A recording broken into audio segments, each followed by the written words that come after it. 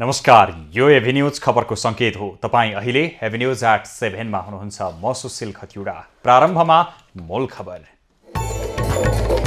उपत्यकाको प्रसिद्ध इन्द्रजात्रा पर्व आजबाट सुरु। जात्रालाई विश्वव्यापी रूपमा प्रचार गर्नुपर्नेमा नगर प्रमुख शाहको जोड। यो एकदमै महत्त्वपूर्ण जात्रा हो। सत्ता गठबन्धनको कार्यदलको बैठक बालुवाटारमा जारी। सिट बाँडफाँडको प्रतिवेदन आजै शीर्ष नेताहरूलाई बुझाउने तयारी।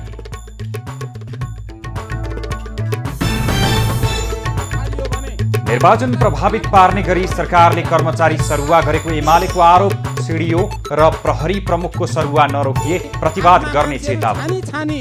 लाने काम गरिएको छ। माओवादी अध्यक्ष दाहाल र उपमहासचिव शर्मा बीच एकै मञ्चमा घोचपेच। आफूले हुर्काएको र रक्षा गरेको नभुल्न दाहालले दिए प्रचण्डको मुख्य भूमिका हो। सन्दीपमाथि लागेको बलात्कार सम्बन्धी आरोपमा प्रहरीले अनुसन्धान अघि बढायो। सत्य तथ्य छानबिन गरी दोषीलाई कारबाही गर्न चौतर्फी दबाव।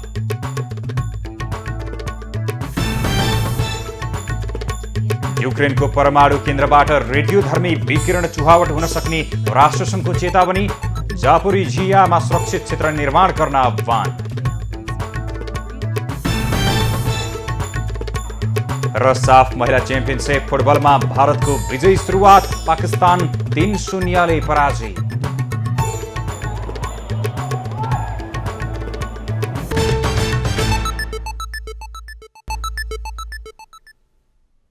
अब खबरको सिलसिला प्रारम्भ गरौं इन्द्रजात्रा सम्बन्धी प्रसङ्गबाट।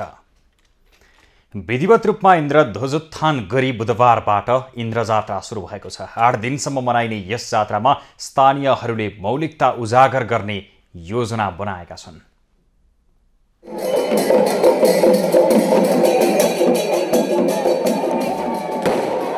विधिवत रूपमा इन्द्रजात्रा सुरु भएको छ। बुधबार बिहान हनुमान ढोकामा 7:17 शुभ साइटमा इन्द्रजात्राको लिङ्गो ठड्याएर जात्राको शुभारम्भ गरिएको हो।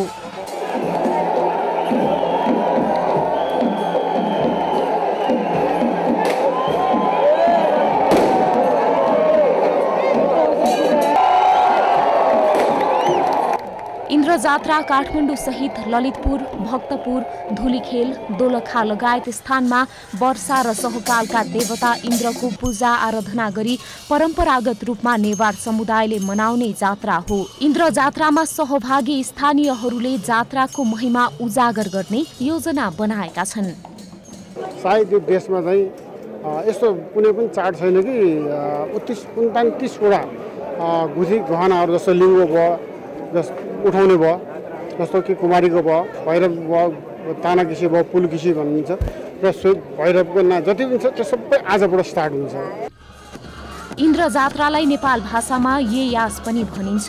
ये भनेको कान्तिपुर नगर र यास भनेको मुख्य जात्रा हो। इन्द्रजात्राका बेला इन्द्रजात्रा सम्बन्धी सबै देवी देवता पनि सार्वजनिक प्रदर्शनका लागि बाहिर ल्याउने चलन छ। जात्रा अवलोकन गर्न आउने स्वदेशी र विदेशी पर्यटकका लागि सहजीकरण गर्ने स्थानीय अभियन्ता बताउँछन्। हामीले आन्तरिक तथा बाह्य पर्यटकहरूलाई चाहिँ यसपालि विशेष गरेर सहजीकरण गर्ने जात्रा पर्व हेर्नको लागि र हाम्रो कमसेकम यहाँ भएको विशेषताहरू महत्त्वहरूलाई उजागर गर्नको लागि चाहिँ हामीले त्यो कुराहरू सबै योजनाहरू बनाइसकेका छौँ। 12औं देखि 18औं शताब्दीमा निर्मित थुप्रै मठ मन्दिरले सजिएको हनुमान ढोका दरबार क्षेत्र यो जात्राको उद्गम स्थल हो। इन्द्रजात्रा र लिङ्गो ठड्याउने प्रचलनको सम्बन्धमा वाल्मीकि रामायण, महाभारत, हरिवंश पुराण, कालिका पुराण, देवी पुराण, विष्णु धर्मोत्तर पुराण, बृहत संहिता र भविष्य पुराणमा वर्णन पाइन्छ। भाद्र शुक्ल चतुर्दशी र पूर्णिमाको दिन रथ यात्रा गरिन्छ। 8 दिनसम्म विभिन्न नाचगान गरी यो जात्रा समापन गरिन्छ। संस्कृति पर्यटन तथा नागरिक उड्डयन मन्त्री जीवनराम श्रेष्ठले संस्कृति संरक्षणका लागि दिने रकम समयानुकूल बढाउँदै लैजान आवश्यक रहेको बताएका छन्। आज हनुमान ढोकामा इन्द्र ध्वजोत्थान सहित विधिवत इन्द्रजात्राको शुभारम्भ कार्यक्रममा सहभागी हुन पुगेका मन्त्री श्रेष्ठले सांस्कृतिक महत्त्व बोकेका पर्वहरूलाई समय सापेक्ष बनाई उनीहरूको जगेर्नाका लागि समर्थन र सहयोग गर्नुपर्ने बताएका हुन्। उनले पूर्व सञ्चालनको व्यवस्थालाई पनि समय सापेक्ष परिमार्जन गरेर अघि बढ्न आवश्यक पैसाले मात्र पनि हुने कुराहरू होइन। त्यसैले यो खालको गुठीहरूलाई कसरी संरक्षण गर्ने, यसको लागि चाहिने खर्चहरूलाई चाहिँ नि कसरी व्यवस्थापन गर्ने, यो कुराहरू सबैलाई चाहिँ नि समय सापेक्ष व्यवस्थित गर्दै जानुपर्ने आवश्यकता चाहिँ नि छ। कार्यक्रममा काठमाडौँ महानगरपालिकाकी उपप्रमुख सुनिता डङ्गोलले इन्द्र जात्रालाई राष्ट्रिय र अन्तर्राष्ट्रियकरण गर्न आवश्यक रहेको बताए।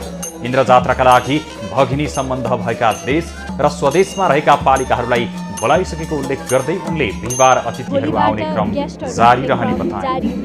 छोटो समयमा भएका कारणले गर्दाखेरि र अहिले कोभिडको फेरि केसेस बढेको कारणले गर्दाखेरि हामीले जति अपेक्षा गरेका छौँ त्योभन्दा कम गेस्टहरू आउनुहुन्छ। तर जतिजना आए पनि हामीले इन्द्र जात्रा भने हर्ष उल्लासका साथमा मनाउनको लागि महानगरपालिका तयारी छ। इन्द्र ध्वजोत्थानमा सहभागी स्थानीयहरूले यस वर्ष पर्यटकलाई जात्रा हेर्न सहजीकरण हुने विश्वास व्यक्त गरेका छन्। यो पटक इन्द्र जात्राका महत्त्वहरू उजागर गर्ने योजना पनि स्थानीयमा रहेका छन्।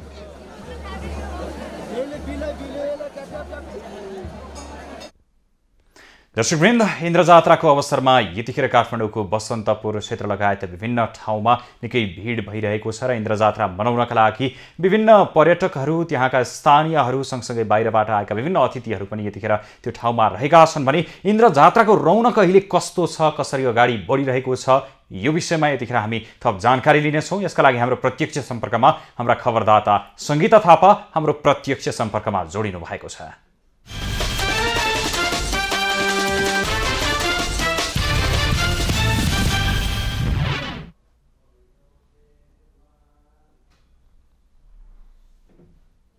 सङ्गीता, खास गरेर निकै हर्षोल्लासका साथ काठमाडौँ उपत्यकामा लगायत देशका विभिन्न स्थानमा पनि जात्रा मनाइने गरिन्छ, जसमध्ये एउटा महत्त्वपूर्ण जात्राका रूपमा इन्द्र जात्रालाई पनि हेर्ने गरिन्छ। खास गरेर भगवान इन्द्रको पूजा आराधना गरी इन्द्र जात्रालाई निकै धुमधामका साथ मनाउने प्रचलन रहिरहेको अवस्थामा यतिखेर आजबाट विधिवत रूपमा इन्द्र जात्राको सुरुवात भइरहँदाखेरि अहिलेको अवस्था के छ, त्यहाँ इन्द्र जात्रालाई कसरी मनाइँदैछ, इन्द्र जात्राको अवसरमा रौनक कतिको देखिन्छ? सुशील, हामी यति बेला काठमाडौँको मरुढोका स्थित छौँ र आज भाद्र द्वादशीबाट विधिवत रूपमा सुरु हुने इन्द्र जात्रा जुन बिहानैदेखि भगवान इन्द्रको इन्द्रध्वज अर्थात् लिङ्गो ठडाइएसँगै सुरु भएको इन्द्र जात्रा आज दिनभर विभिन्न नाचहरू प्रदर्शन गरियो। जस्तै महाकाली नाच, लाखे नाच, पुलुकिसी, भैरव, आकाश भैरव, देवी आदि विभिन्न नाचहरू प्रदर्शन गरियो र अहिले केही बेरमा करिब 8 बजेतिर कुमारी घर अगाडि 10 अवतार पनि देखाउने तयारी गरिरहेको अवस्था छ र आजको दिनभरिको अवस्था हेर्नुपर्दा आजबाट विधिवत रूपमा सुरु भएको इन्द्र जात्रा निकै रौनकपूर्ण देखिएको थियो आज दिनभरिको अवस्था। र अहिले भने हामी यहाँ मरुढोका स्थित छौँ र यहाँ द्वादशीकै दिनमा वर्षभरिका आफन्तको निधन भएको परिवारबाट जाने विशेष प्रकारको पूजालाई उपाकु भन्ने गरिन्छ र यहाँ जुन वर्षभरिमा मृत आत्मा उहाँहरूको अभिभावक आफन्तहरूले यहाँ ल्याएर धूप चढाउने लगायतका कार्यहरू पनि सङ्गीता, खास गरेर इन्द्र जात्राको रौनक हामीले पनि दृश्यमा निकै देखिरहेका छौँ। यतिखेर त्यहाँ निकै भिडभाड पनि रहेको छ भने अब आज इन्द्र जात्रामा जसरी अब लिङ्गो ठडियाइसकेपछि विधिवत रूपमा सुरु भइसकेपछि आजको दिनमा के भयो र अब भोलिबाट फेरि विधिवत रूपमा इन्द्र जात्रा सम्पन्न नसकिउन्जेलसम्म अथवा सम्पन्न नहुन्जेलसम्म कुन कुन स्थानमा परिक्रमा गराइन्छ, यो विषयमा पनि जानकारी गराउनुहोस् न। पक्कै पनि सुशील, यहाँले भने जस्तै आजबाट विधिवत रूपमा सुरु भएको इन्द्र जात्रा काठमाडौँमा निकै हर्ष उल्लासपूर्ण रूपमा मनाउने प्रचलन रहेको छ र आजबाट सुरु भइसकेको छ र यसै विषयमा हामी प्रश्न पारिदिनका लागि हामीले जुन संस्कृति संस्कृतिका जुन हुनुहुन्छ सचिव हुनुहुन्छ हामीसँग निरा प्रधान हुनुहुन्छ, उहाँसँग यस विषयमा हामी थोरै प्रश्न पारिदिन हामी आग्रह गर्दछौँ। नमस्ते। सबैभन्दा पहिला त यो यहाँ छठ इन्द्र जात्राको अवसरमा सम्पूर्ण नेपालीहरूलाई म अनि मेरो मचा सांस्कृतिक पूजाबाट हार्दिक मङ्गलमय शुभकामना व्यक्त गर्दछु। जस्तै आजबाट विधिवत रूपमा इन्द्र जात्रा सुरु भयो, नेवार समुदायको महत्त्वपूर्ण पर्वका रूपमा पनि लिने गरिन्छ र सुरु गरौँ। आज लगभग सबै नाचहरू आज नै प्रदर्शन गर्ने जुन प्रचलन रहेको छ, आज के भयो यसबारे?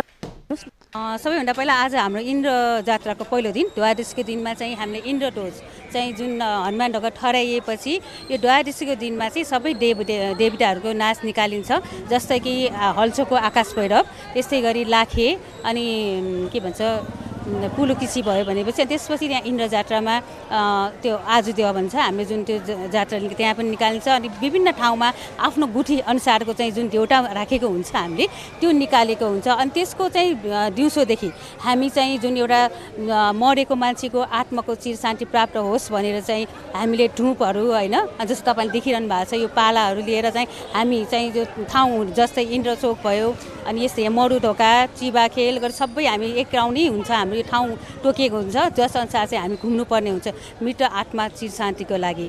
यो हुन्छ भने आज हामीले चाहिँ यो मरुढोका टोलमा जुन चाहिँ तपाईँले हामीलाई यहाँ जुन लिइराख्नु भएको छ, म चाहिँ यो मचा सांस्कृतिक पूजा हाम्रो चाहिँ स्थापना काल बच्चा 72 सालदेखि स्थापना भएको हो भने यसमा चाहिँ हामीले बच्चाहरूलाई चाहिँ एउटा बाजा प्रशिक्षण दिने कार्य एउटा गरेको हो, जसमा चाहिँ हामीले जो नेवारी जातिमा चाहिँ के भनिन्छ भने आफ्नो जात अनुसार बाजा बजाइन्छ, तर हामीले चाहिँ एउटा यो महर्जन जुन समुदायले बजाउने बाजा हो, तर हामी सबैले यो धर्म संस्कारले बचाउनु पर्छ भन्ने हिसाबले चाहिँ यो बाजा चाहिँ सिकाउनु गर्छ। यसै मार्फत चाहिँ हामीले यो टोलमा जहिले पनि आजको दिन चाहिँ यो समय बजिराख्ने कार्यक्रम पनि राखेको हुन्छ।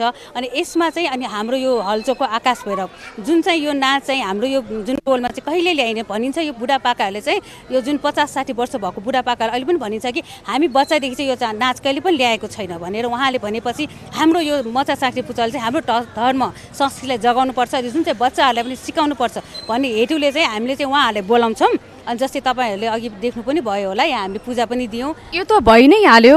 अब जस्तै यहाँ विभिन्न पालाहरू घर घरबाट ल्याएर आउनु भएको छ, यसको बारेमा पनि थोरै प्रश्न पारिदिनुहोस्। त्यही त अब हाम्रो नेवारी समुदायमा हरेक आफ्नो आफ्नै तरिका हुन्छन् भन्दाखेरि यो चाहिँ जुन मरेको 1 वर्षभित्रमा जुन घरमा मान्छे मृत्यु भएको हुन्छ उनीहरूको घरबाट चाहिँ जुन एउटा हामीले यो इन्द्र जात्रा जुन सुरु हुँदाखेरि हाम्रो जो एउटा के भन्छ पाला त्यो हुन्छ त्यसलाई चाहिँ पूजा गरेर हामीले चाहिँ घरबाट चाहिँ धुप अथवा चाहिँ यो पालाहरू लिएर राख्दै 365 दिनको हिसाबले हामीले चाहिँ टोटल 365 राख्नै पर्छ यो पालाहरू होइन, नभए चाहिँ त्योभन्दा बढी पनि राखेर चाहिँ जुन हामी चाहिँ बाटोमा जुन चाहिँ मृत आत्मालाई शान्ति होस् उनीहरूले चाहिँ त्यो छ नि स्वर्ग जाँदाखेरि चाहिँ देखोस् भन्ने हिसाबले चाहिँ यो पालाहरू राख्दै जाने हो। अनि कसैको चाहिँ पाला राखिन्छ भने कसैको चाहिँ धुप मात्र लिएर पनि गइन्छ।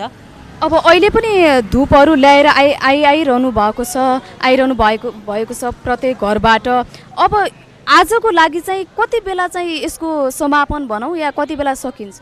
अब समापन चाहिँ अब यही अब भनौँ कि अहिले 8:30-8:30तिर त हाम्रो लगभग सकेकै हुन्छ, किन भन्दाखेरि टाढा टाढाबाट मान्छे आएको हुन्छ। अब नजिक भएको भए चाहिँ 8-8:30सम्म पनि गरिन्छ, तर चाहिँ अब यो लगभग चाहिँ सकिनै लागिसकेको छ। अब भोलिको लागि पनि के छ तयारी, भोलि कस्तो छ?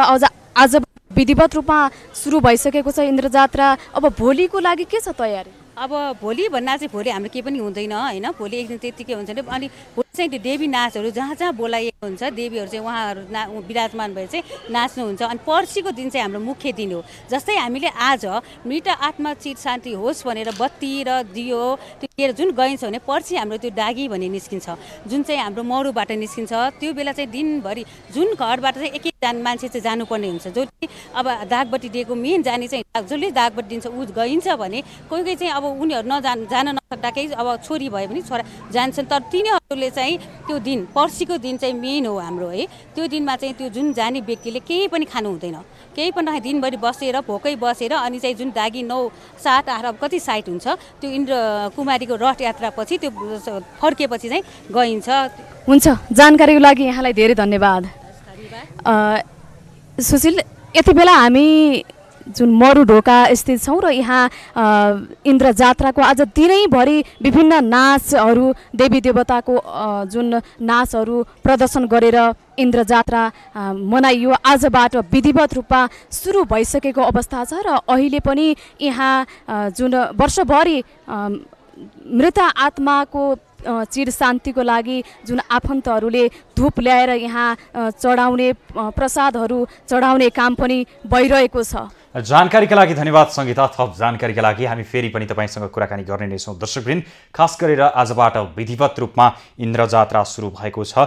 8 दिनसम्म मनाइने सांस्कृतिक जात्रामध्ये प्रत्येक वर्ष भाद्र शुक्ल द्वादशीका दिन काठमाडौँको हनुमान ढोका परिसरमा इन्द्रको पूजा आराधना गर्दै यो जात्रा मनाउने प्रचलन रहेको छ र यो जात्रामा खास गरेर 1 वर्षसम्म भित्रमा दिवंगत भएका आत्माहरूको चिर शान्तिको कामना गर्दै यो जात्रा परम्परापूर्व कालदेखि मनाउने प्रचलन रहिआएको छ र सोही संस्कृतिलाई निरन्तरता दिँदै यो वर्ष पनि इन्द्र जात्रा विधिवत रूपमा आजबाट सुरु भएको छ। अब बाँकी खबर। काठमाडौँ महानगरपालिकाका प्रमुख बालेन्द्र शाहले नेपालका सम्पदाहरूको संरक्षणबाट नै पर्यटन क्षेत्रको विकास गर्न सकिने बताएका छन्।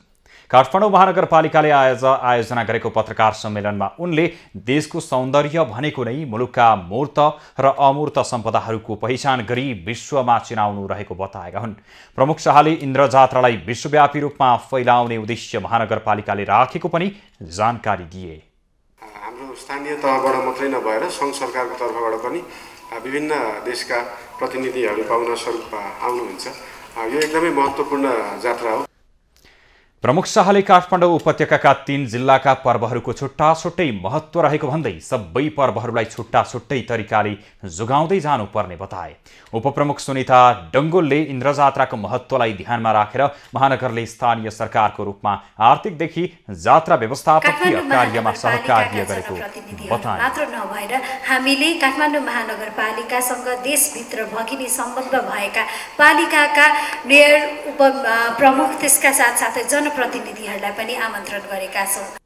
इन्द्र जात्राको भेटको कारण केही वर्ष मनाउन सकिएको थिएन, तर यो वर्ष भने स्वदेशी तथा विदेशी पाहुनाहरूलाई समेत बोलाएर जात्रा मनाउन लागिएको महानगरले जानकारी दिएको छ।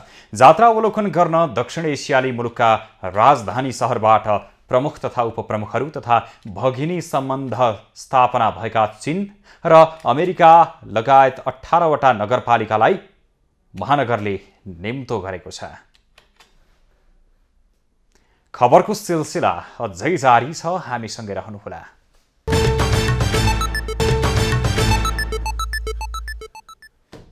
अब बाँकी खबर।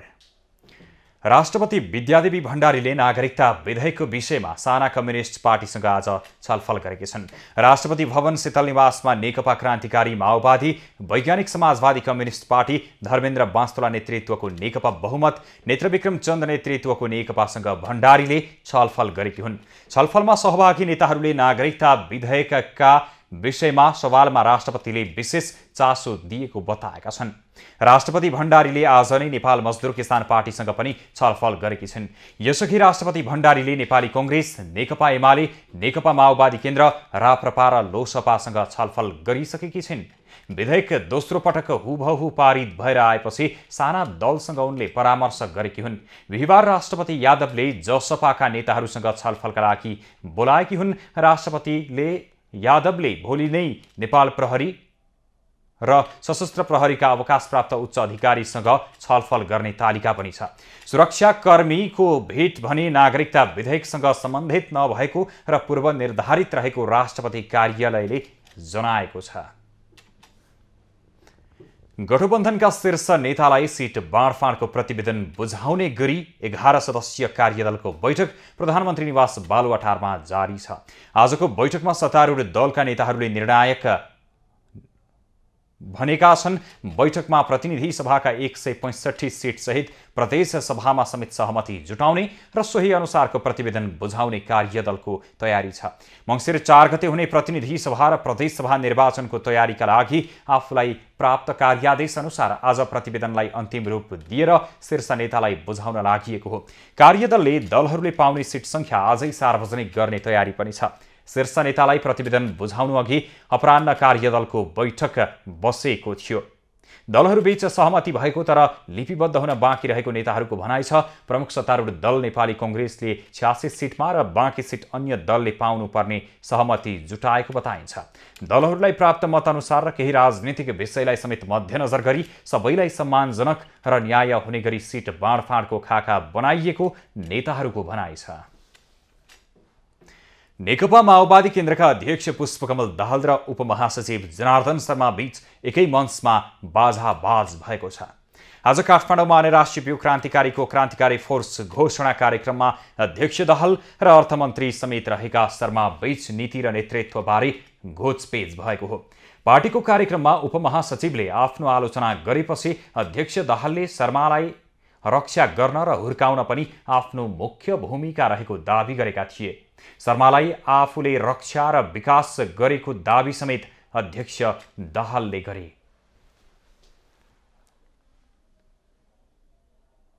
रक्षाको कुरा म तपाईहरुलाई के भन्न चाहन्छु भने जनार्दनलाई रक्षा गर्न र हुर्काउन पनि प्रचण्डको मुख्य भूमिका हो भन्ने कुरा सबैले बुझ्नु जरुरी छ। अध्यक्ष दाहालले पार्टीमा आफ्नो उत्तराधिकारीहरू तयार हुन् भन्ने आफ्नो सपना रहेको बताए। उनले जनयुद्धको थालनीदेखि गणतन्त्रको समेत आफूले नेतृत्व गरेको भन्दै आफू नै सबै चिज भएको दाहालले बताए। कार्यक्रममा अर्थमन्त्री समेत रहेका शर्माले विद्यार्थी संगठनमा समानान्तर गतिविधि गर्नेलाई अध्यक्ष दाहालले पुलपुल्याएको भन्दै आलोचना गरे। आज विद्यार्थी संगठन मैले देखिरहेको छु। विद्यार्थी संगठनमा यहाँ तपाईहरु आज घोषणा गर्दै हुनुहुन्छ, हिजो अर्को एकजनाले गर्दै रहेको अवस्था। अब अराजकता गर्ने अनि त्यसैलाई फेरि नेतृत्वले पुलपुल्याउने कुरा त्यो खराब कुरा हो, त्यसको आलोचना गरौँ। अर्थमन्त्री शर्माले आफूले सधैँ नीति र नेतृत्वको रक्षा गरे पनि अध्यक्ष दाहालले आफू आलोचक पनि भएको बताए। जवाफमा अध्यक्ष दाहालले शर्मालाई रक्षा गर्न र हुर्काउन पनि आफ्नो मुख्य भूमिका रहेको बताएका हुन्। कार्यक्रममा शर्माले आफूलाई उपमहासचिव बनाइएकोमा पनि असन्तुष्टि पोखेका थिए। नेकपा एमाले सरकारले निर्वाचनलाई प्रभावित पार्ने गरी आस्थाका आधारमा कर्मचारीको सरुवा गरिएको भन्दै आपत्ति जनाएको छ। प्रतिनिधि सभाको आजको बैठकमा एमाले प्रमुख सचेतक विशाल भट्टराईले विभिन्न स्थानका प्रहरी प्रमुख तथा प्रमुख जिल्लाधिकारी लगायतका अन्य कर्मचारीको आस्थाका आधारमा निर्वाचनमा आफूलाई अनुकूल हुने गरी सरुवा गर्ने काम भएको भन्दै आपत्ति जनाएका हुन्। काम चलाउ सरकारले धमाधम दूरगामी महत्त्वका विधेयक ल्याउने र कर्मचारीको जथाभावी सरुवा गर्नु उचित नभएको उनको भनाइ छ। जिल्ला प्रशासन कार्यालयको प्रमुख जिल्ला अधिकारीको रूपमा पठाउने काम गरिएको छ। स्थानीय तहमा प्रमुख प्रशासकीय अधिकृत त्यसै गरी खटाउने काम गरिएको छ। यो तरिकाले निर्वाचनलाई प्रभावित गर्ने गरी आफ्ना मान्छेहरू छानी लाने काम गरिएको छ। प्रमुख सचेतक भट्टराईले चुनावको मिति घोषणा भएपछि गरिएका सरुवा बदर गर्न पनि माग गरे। एमाले स्ट्यान्ड अप कमेडियन अपूर्व क्षितिज सिंहलाई पनि रिहा गर्न माग गरेको छ। अपूर्व क्षितिज सिंह जस्तो एउटा कलाकारलाई 10औं दिनदेखि थुनामा राख्ने कुरा यो सरकार गरिरहेको छ र म उहाँलाई शीघ्र रिहाईको माग गर्न चाहन्छु। सिंहलाई पक्राउ गरेर सरकारले कलाकारमाथि अत्याचार र दमन गरेको एमाले प्रमुख सचेतक भट्टराईको आरोप छ। अपूर्वले आफ्नो प्रस्तुति सामाजिक सञ्जालबाट डिलिट गरेको र क्षमा मागेको अवस्थामा अत्याचार गर्नबाट सरकार पछि हट्नुपर्ने एमाले माग गरेको हो। प्रधानमन्त्री एवं नेपाली कांग्रेसका सभापति शेरबहादुर देउवाले आगामी निर्वाचनमा महिलालाई उचित अवसर दिने बताएका छन्। आज काठमाडौँमा नेपाल महिला संघको प्रशिक्षण उद्घाटन गर्दै देउवाले निर्वाचनको प्रत्यक्षतर्फ कांग्रेसले धेरैभन्दा धेरै महिला प्रतिनिधिलाई उम्मेद्वार बनाउने बताएका हुन्। अहिले कांग्रेस मात्रै प्रजातन्त्रवादी पार्टी भएको भन्दै सभापति देउवाले प्रजातन्त्रलाई कमजोर हुन नदिन एकजुट र बलियो भएर अघि बढ्नुपर्ने धारणा राखे। महिलालाई बलियो बनाउनका लागि त्यसमा चाहिँ इन्डियालाई समर्थन गर्नु सहित इन्डियाका प्रतिनिधिलाई पनि हार्दिक धन्यवाद दिन चाहन्छु। चुनौती छ हाम्रो कांग्रेस पार्टी अगाडि। कांग्रेस पार्टीमा चाहिँ एउटा प्रजातन्त्रवादी पार्टी छ। प्रजातन्त्रसँग कमजोर हुनुको लागि कांग्रेस पार्टी बलियो हुनु जरुरी छ। यसका मतलब खास गरी महिलाको भूमिका हुने हुनाले महिलाहरू अगाडि सर्नुभयो भनेदेखिलाई कांग्रेस पार्टी अवश्य नै बलियो हुनेछ। सभापति देउबाले समानुपातिक सूचीमा राख्नुपर्ने अधिकतम दबाव आइरहेका बेला प्रत्यक्षमा नै चुनाव लड्न महिला नेत्रीहरू इच्छुक हुनु सकारात्मक कुरा भएको बताए। कांग्रेस नेता प्रकाश मान सिंहले सूचना र प्रविधिलाई उच्चतम प्रयोग गर्दै आवश्यकता अनुसार चुनावी प्रचार प्रसारमा जुट्न आग्रह गरे। नेटवर्किङको सिस्टममा यदि हामीले चाहिँ त्यो अनुसार त्यो मिलाउन सकेनौँ भने हामीलाई चाहिँ धेरै गाह्रो हुनेछ है। किनभने एकदम फास्ट छ चुनाव। त के छ भन्दाखेरि यो चाहिँ प्रोपोगन्डा यस्तो गरिदिन्छ कि अब पुरानो त्यो आमसभा गरेर एक्सप्लेन गर्नुभन्दा त बरु सोसियल मिडियाबाट नि हामीले चाहिँ काउन्टर दिनुपर्ने हुन्छ। कार्यक्रममा कांग्रेसका महिला नेत्रीहरूले आगामी निर्वाचनमा समान सहभागिताको सुनिश्चित गर्न नेतृत्व समक्ष आग्रह गरेका थिए। पछिल्लो समय देशका आशा लाग्दा युवा सेलिब्रिटीहरूले बाल यौन दुर्व्यवहार गरेका घटना सार्वजनिक भइरहेका छन्। पछिल्लो पटक क्रिकेटर सन्दीप लामिछानेमाथि यौन दुर्व्यवहारको आरोप लागेपछि सेलिब्रिटीका विषयमा अनेक प्रश्न उठ्न थालेका छन्। बाल यौन दुरुपयोगमा दोषी ठहर भएका अभिनेता पल शाहलाई मंगलबार 2 वर्ष कैद भए लगतै नेपाली राष्ट्रिय क्रिकेट टोलीका कप्तान सन्दीप लामिछानेमाथि पनि बलात्कारको आरोप लागेको छ। कप्तान लामिछाने विरुद्ध मंगलबार एक 17 वर्षीय किशोरीले बलात्कारको आरोपमा उजुरी दिएकी छन्। कम उमेरमै आफ्नो क्षमता मार्फत समाजमा असल छवि बनाएका सेलिब्रिटीहरू यस्ता घटनामा संलग्न भएसँगै चौतर्फी आलोचना चलेको छ। यस्ता घटनाले समाजमा नकारात्मक सन्देश दिने भएकाले सत्य तथ्य छानबिन गरी दोषीलाई तत्काल कारबाही गर्नुपर्ने कानुन व्यवसायीहरू बताउँछन्। कानुन प्रश्न उहाँलाई अब ललाई फकाई भए पनि नभए पनि उहाँले आफ्नो स्वेच्छाले गर भने पनि स्वेच्छाले गए पनि सहमतिमा गए पनि त्यो सहमति मान्दैन। कप्तान लामिछाने विरुद्ध 17 वर्षीय किशोरीको जबरजस्ती करनीको उजुरी परेसँगै यस विषयमा थप अनुसन्धान भइरहेको प्रहरीले जनाएको छ। उहाँ विरुद्ध परेको के अरे हामीलाई जारी परेको छ हाम्रो गौशाला वृत्तमा र त्यहाँ चाहिँ दर्ता गरेर अनुसन्धानको प्रक्रियाहरू सुरु भइसकेको छ। आरोप लगाउने किशोरीको स्वास्थ्य परीक्षण गरिएको पनि प्रहरीले जनाएको छ। अनुसन्धानका विविध विधि र प्रविधि प्रयोग गरी जिल्ला प्रहरी परिसर काठमाडौँ र प्रहरी वृत्त गौशालाबाट संयुक्त रूपमा खटिएको प्रहरी टोलीद्वारा उक्त घटनामा विस्तृत रूपमा अनुसन्धान भइरहेको प्रहरीले जनाएको छ। इन्टरनेटको दुरुपयोग नै हो। जस्तो प्रत्येक बच्चाहरूको हातमा त तपाईको जुन यो स्मार्टफोनहरू हुन्छ त्यसमा चाहिँ हामीले गेम खेलिनुले भन्ने हामी छोडिदिनै रहेको हुन्छौँ। त्यसमा उनीहरूले चाहिँ नि आफ्नो उमेर अनुसारको पेयर साथीहरू पनि बनाएकै हुन्छ कि राम्रो किसिमको प्यारेन्टिङ पनि भएको छैन। आफ्नो बच्चाले के दिनुहुन्छ आफ्नो बच्चाले के दिनुहुन्न। उजुरीमा किशोरीले गत भदौ 5 गते काठमाडौँ र भक्तपुरको विभिन्न स्थानहरूमा लगी काठमाडौँ ल्याई बलात्कार गरेको आरोप लगाएकी छन्। लामिछाने विरुद्ध बलात्कार उजुरी परेपछि नेपाल क्रिकेट संघ अनौपचारिक छलफलमा जुटेको छ। सामाजिक सञ्जालमा समेत नाबालकमाथिको बलात्कारको मुद्दामा छानबिन गरेर दोषीलाई कारबाही गर्नुपर्ने आवाज उठेको छ। क्यामेरामा कुमार मानन्दर र प्रवीण सिलवालको साथमा निशा देउजाको रिपोर्ट।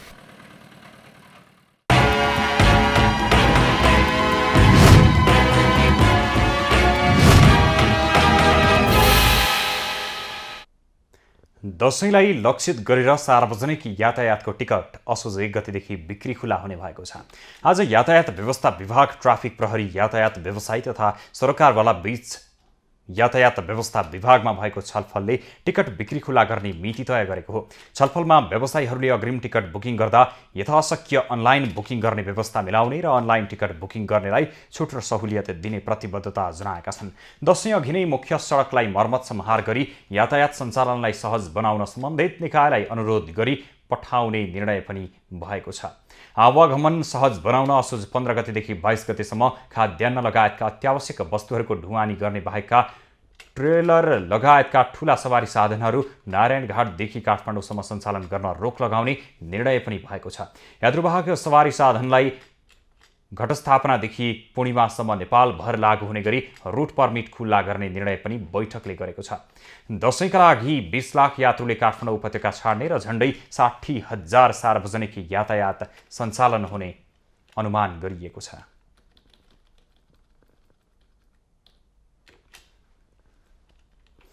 सरकारले गणतन्त्र कोरियाबाट प्राप्त हुने 8 मिलियन अमेरिकी डलर सहायता स्वीकार गर्ने निर्णय गरेको छ। मन्त्री परिषदका निर्णय सार्वजनिक गर्न आज काठमाडौँमा आयोजित पत्रकार सम्मेलनमा सरकारका प्रवक्ता ज्ञानेन्द्र बहादुर कार्कीले कोरियाको रोजगारीबाट फर्किएका श्रमिकहरूको स्थिर पुनः एकीकरण सम्बन्धी आयोजना सञ्चालनका लागि गणतन्त्र कोरियाबाट प्राप्त हुने सहायता स्वीकार गर्ने निर्णय गरेको जानकारी दिए। सरकारले नेपाल भारत वाणिज्य सचिव स्तरीय अन्तरसरकारी समिति र सहसचिव स्तरीय अन्तरसरकारी उपसमितिको बैठकका लागि वार्ता टोली गठन गर्ने निर्णय पनि गरेको छ। नेपाल भारत वाणिज्य सचिव स्तरीय अन्तरसरकारी समिति र सहसचिव स्तरीय अन्तरसरकारी उपसमितिको बैठकका लागि वार्ता टोली गठन गर्ने।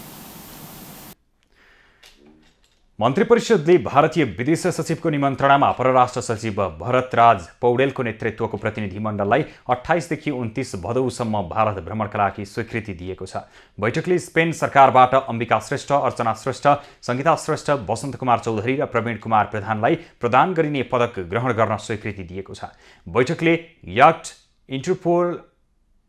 इन्टरपोल राउन्ड टेबलमा इन्गेजमेन्ट कार्यक्रममा भाग लिन जान मन्त्री परिषद कार्यालयका सचिवलाई स्वीकृति प्रदान गरेको छ। गभर्नर महाप्रसाद अधिकारीको जोडन भ्रमण पनि सरकारले स्वीकृत गरेको छ। सप्तरी जिल्ला हालराज विराज नगरपालिका 13 वडा स्थित सरकारी जग्गा मधेस कृषि विश्वविद्यालय सप्तरीलाई लेजमा उपलब्ध गराउन स्वीकृति दिने निर्णय पनि गरेको छ। बैठकले राष्ट्रिय खेलकुद नियमावली 2079 स्वीकृत गर्ने निर्णय पनि गरेको छ। राष्ट्रिय सभाका 4 विषयगत समितिका सभापति पदका लागि उम्मेदवारी मनोनयन दर्ता भएको छ। सबै समितिमा एक जनाको मात्र उम्मेदवारी परेका कारण सबै सर्वसम्मत भएका छन्। 4 समितिमध्ये विधायन नेकपा एकीकृत समाजवादी, दिगो विकास कङ्ग्रेस, प्रत्यायोजित व्यवस्थापन माओवादी केन्द्र र राष्ट्रिय सरोकार समिति नेकपा एमाले लिएका छन्। यद्यपि बिहिबार बस्ने समितिको बैठकमा सभापतिको घोषणा गरिने संसद सचिवालयले जनाएको छ। विधायन व्यवस्थापन समितिमा माननीय डाक्टर बेदुराम भुसाल, प्रत्यायोजित व्यवस्थापन तथा सरकारी आश्वासन समितिमा माननीय माया प्रसाद शर्मा र राष्ट्रिय सरोकार तथा समन्वय समितिमा माननीय दिलकुमारी थापा रावल पार्वतीज्यूको मनोनयन दर्ता भएको छ। दिगो विकास तथा सुशासन समितिमा कङ्ग्रेसका प्रकाश पन्थले उम्मेदवारी दिएका छन्। त्यस्तै विधायन व्यवस्थापन समितिमा नेकपा एकीकृत समाजवादीका बेदुराम भुसालले उम्मेदवारी दिएका हुन्। प्रत्यायोजित व्यवस्थापन तथा सरकारी आश्वासन समितिमा माओवादीका मायाप्रसाद शर्माले उम्मेदवारी दिएका छन् भने राष्ट्रिय सरोकार तथा समन्वय समितिको सभापतिमा पुनः एमालेकी दिलकुमारी रावलले उम्मेदवारी दिएकी छिन्। काठमाडौँ महानगरपालिकाले अनाधिकृत संरचना हटाउने कार्यलाई तीव्रता दिएको छ। बुधबार बिहानै महानगरको टोलीले काठमाडौँको वसुन्धरा क्षेत्रमा रहेका अनाधिकृत संरचनालाई डोजर लगाएर हटाएको हो। त्यस्तै सो क्षेत्रमा नक्सापास विपरीत बनाइएका घर टहराका साथै सडक मिचेर बनाइएका कम्पाउन्ड पनि महानगरले भत्काएको छ भने सडक छेउमा फुटपाथ अतिक्रमण गरेर व्यापार नगर्न चेतावनी दिएको छ।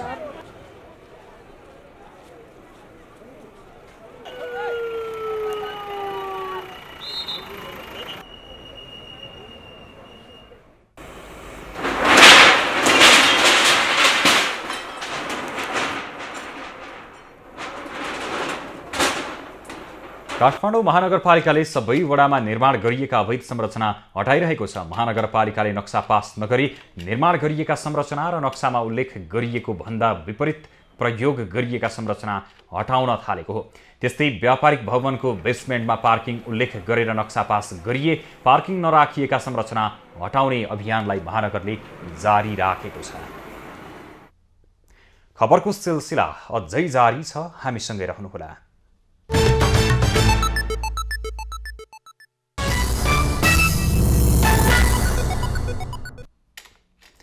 साफ महिला च्याम्पियनसिप फुटबल प्रतियोगिता साबिक विजेता भारतले पाकिस्तानलाई हराएको छ। दशरथ र रङ्गशालामा भएको खेलमा भारतले पाकिस्तानलाई 3-0 गोलले हराएको हो। भारतका लागि ग्रेस डाइमेनी र सौम्याले गोल गरे। पाकिस्तानका कप्तान मारिया खानको आत्मघाती गोल उपहार दिइन्। यस जितसँगै समूह ए को विजेताले पहिलो खेलमै 3 अङ्क जोडेको छ। पाकिस्तानले भने हारबाट प्रतियोगिताको सुरुवात गरेको छ। प्रतियोगितामा आयोजक नेपाल, भारत, श्रीलङ्का, भुटान, बङ्गलादेश, पाकिस्तान र मालदिप्सको सहभागिता रहेको छ। साफले सहभागी 7 टोलीलाई 2 समूहमा विभाजन गरेको छ। समूह ए मा साबिक विजेता भारत, मालदिप्स, बङ्गलादेश र पाकिस्तान रहेका छन्। त्यस्तै समूह बी मा आयोजक नेपाल, श्रीलङ्का र भुटान रहेको छ। समूह चरणको खेलपछि समूहको शीर्ष 2 टोलीले सेमी फाइनलमा स्थान बनाउनेछन्। केन्या भ्रमण सकेर नेपाली राष्ट्रिय क्रिकेट टोली आज स्वदेश फर्किएका छन्। स्वदेश फर्किएको क्रिकेट टोलीलाई विमानस्थलमा नेपाल क्रिकेट सङ्घ क्यानले स्वागत गरेको छ। विमानस्थलमा पत्रकारसँग कुरा गर्दै 1 दिवसीय टोलीका कप्तान रोहित कुमार पौडेल सबै खेलाडीको साथले राम्रो नतिजा निकाल्न सफल भएको बताए। एकदमै सपोर्ट पाएको छ। त्यस्तो ग्राउन्डमा हुँदाखेरि ज्ञान दाई, डिप्टी दाई, सोम दाई सबैले एकदमै सपोर्ट गर्नुभएको छ। सो ओभरअल एकदमै राम्रो सपोर्ट पाएको टिमबाट। अब जस्तो ब्याक टु ब्याक गेम्सहरू भइरहेको छ, एकदमै राम्रो डोमेस्टिक प्लेयर्सहरूले पनि चान्स पाउँछन् है।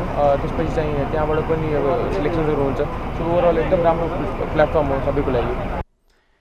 खेलाडी ज्ञानेन्द्र मल्लले लामो समयपछि टिममा जोडिँदा सुरुमा केही कठिनाई भए पनि सन्तोषजनक खेल प्रदर्शन अझ राम्रो गर्न सकिन्थ्यो होला, खास गरेर अझ 50 ओभरको गेममा आएको। तर पनि ठिकै छ, टिम जितिरहेको छ, टिम कम्पोजिसन पनि मिलिरहेको जस्तो लाग्छ।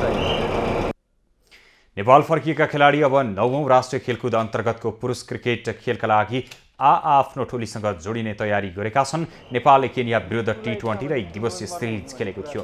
नेपालले घरेलु टोली विरुद्धको 5 खेलको T20 अन्तर्राष्ट्रिय सिरिज 3-2 ले जितेको थियो। यस्तै 3 खेलको 1 दिवसीय सिरिज 3-0 ले क्लिन स्वीप गरेको थियो। अब पालो खास खबरको। खास खबरको साथ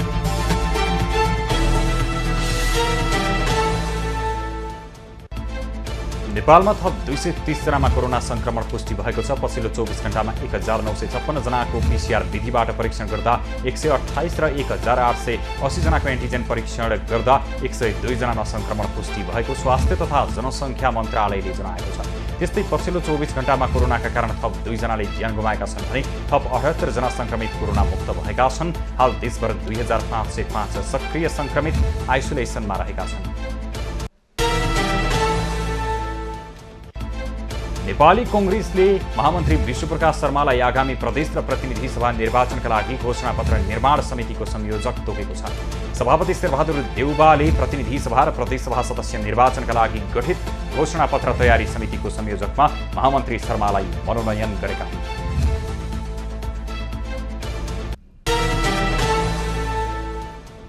निर्यातमा आधारित नगद प्रोत्साहन इन्सेन्टिभ तुरुन्त पाउने गरी कार्यविधि बनाउन अर्थमन्त्री जनार्दन शर्माले अर्थ मन्त्रालयका सचिवहरूलाई निर्देशन दिएका छन्। आज अर्थ मन्त्रालयमा भएको निर्यातकर्ता व्यवसाय र सरकारवालाहरूसँगको छलफल एवं अन्तर्क्रियामा अर्थ सचिव र राजस्व सचिवलाई उनले कार्यविधि सहज बनाउन निर्देशन दिएका हुन्।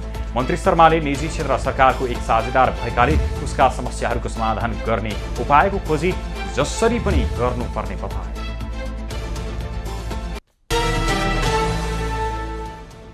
शेयर बजार आज पनि 2 अङ्कले उरालो लागेको छ। आज परिसूचक नेप्से 12 अङ्कले घटेर 1939.88 अङ्कमा कायम भएको हो। बजार परिसूचक 11.97 अङ्क घटेको हो। बजारमा आज 82,62,30,583 रुपियाँ बराबरको सेयर खरिद बिक्री भएको छ। त्यस्तै 29,43,769 किता सेयर 20,452 पटकमा खरिद बिक्री भए।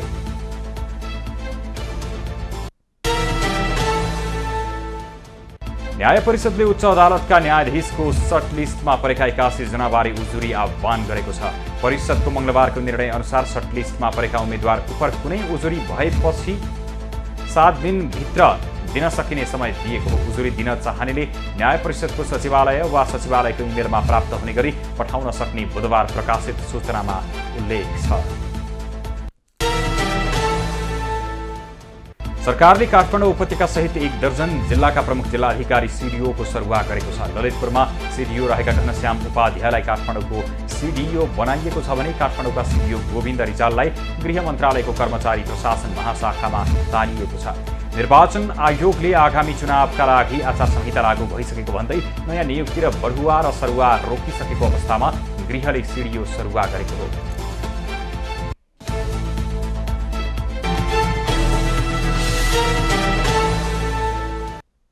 अब पालो एभिन्यूज एट मौसमको।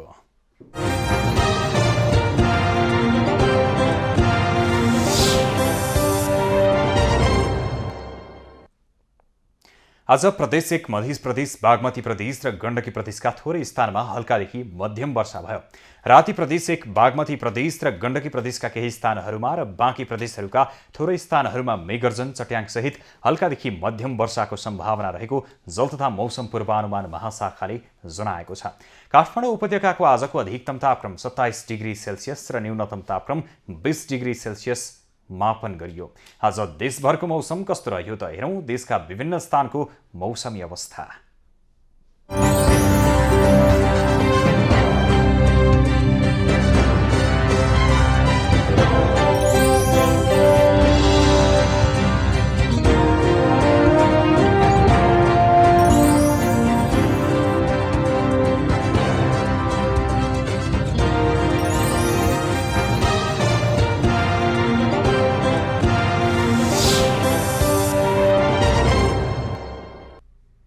अहिलेलाई खबरको क्रम यति नै। एभिन्यूज खबरका सहित अन्य विस्तृत खबरका लागि www.evinews.tv लगइन गर्न सक्नुहुनेछ। युट्युब, फेसबुक र ट्विटरमा पनि हामीलाई फलो गर्न सकिनेछ।